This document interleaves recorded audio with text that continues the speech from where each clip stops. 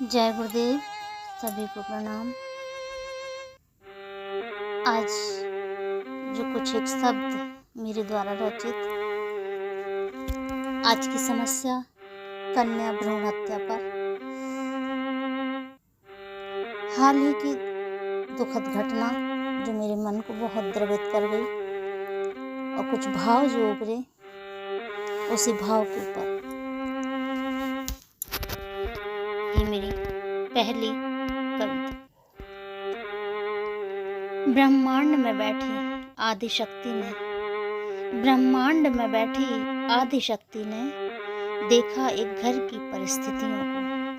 सोचा जाकर कन्या रूप में बदल दूं इस घर की परिस्थितियों को। सोचा जाकर कन्या रूप में बदल दूं इस घर की परिस्थितियों को। उस घर की ओर बढ़ाया चरणों को माने, उस घर की ओर बढ़ाया चरणों को माने, जा पहुंची उस घर की बहू के गर्भ में।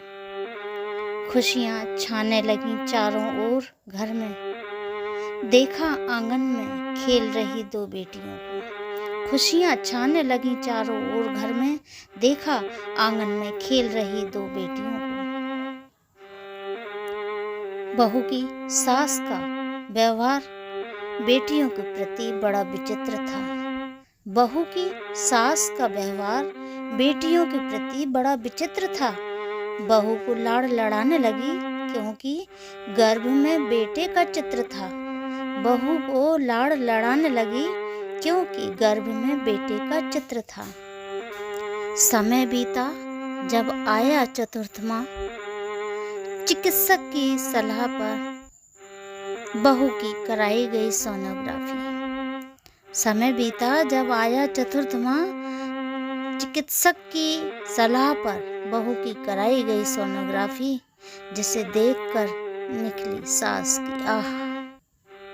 सास बोली हटा दो इस गर्भ को, सास बोली हटा दो इस गर्भ को, क्योंकि गर्भ में पल रही एक कन्या जो घर का भाग्य बदलने आई, जो घर का भाग्य बदलने आई। किंतु हाय रे दुर्भाग्य, निकलवाया उस गर्भ को।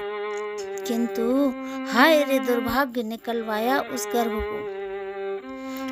आदिशक्ति बोली रे मूढ़ मनुष्य, आदिशक्ति बोली रे मूढ़ मनुष्य, माँ को पूजता है सारे संसार में, किंतु गर्भ में आई माँ का, किंतु गर्भ में आई माँ का स्वयं हाथों से मारता है।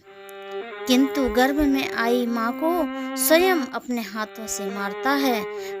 अब कोई नहीं बदल सकता तेरे भाग्य को, कोई नहीं बदल सकता तेरे भाग्य को।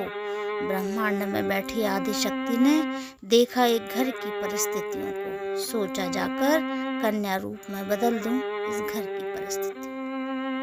धन्यवाद। प्रणाम।